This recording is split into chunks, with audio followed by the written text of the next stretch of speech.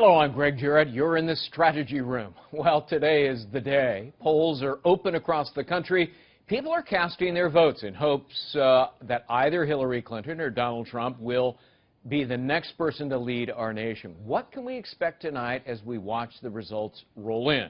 Joining me now, Democratic strategist David Mercer, Republican strategist Brad Blakeman. Gentlemen, it's been a long haul, and it's nice to spend part of the final day with you. David, let me begin with you. Sure. What are you going to look for tonight? How do you think this is going to unfold? Yeah, I'm going to look at the exit returns when they start coming in.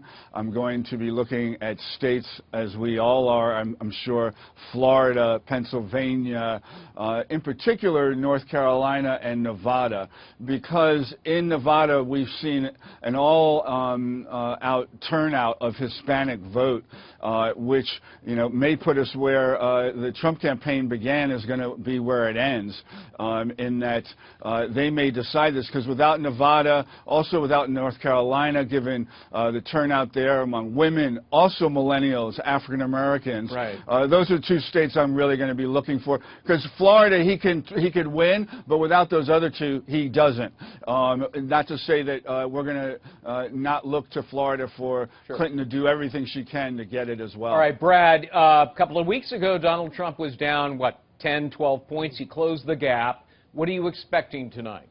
I'm expecting a razor-close race in Florida. I'm looking at an East Coast event.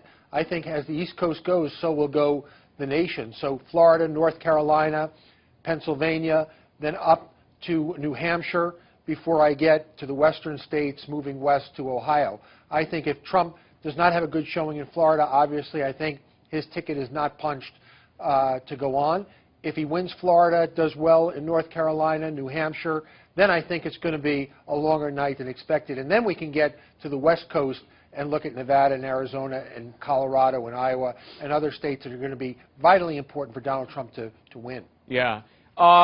Forecaster Nate Silver's 538, David, gives Clinton a 71.6% chance of victory. He projects 303 electoral votes for Hillary Clinton. A couple of other forecasters have an even higher percentage chance of victory for Hillary Clinton. I'm sure that's heartening to you as an ardent Democrat. What do you make of it? It is heartening. It's also consistent, as you point out. It's not Nate Silver alone forecasting the same. And beyond the forecast or probability, what I look at is, on average, how many electoral votes are they projecting that Trump could win? Could win, I emphasize. And that is maybe, anywhere from 190 to 210 or what have you. And you know what? That's only 35, at most 40% of the electoral vote. That is what I really focus on, even beyond what we're hearing in the polls. And that is what really gives me a lift, and I'm sure the Clinton campaign going into the rest of the day. These forecasters, Brad, I mean, they don't spell good news for Donald Trump, but he does have this path. At a minimum, he's got to win Florida, Ohio, and North Carolina, and in two of those, he's actually tied her with the lead.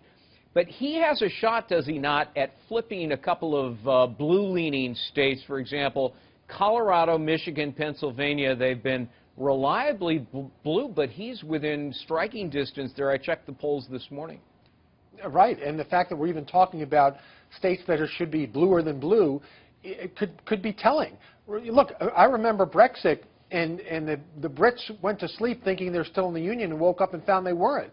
This could be a Mexit where, there's an undercurrent, as we've seen not only in the primary process, but we're seeing now in these reliably blue states being less blue than they were 4 years ago.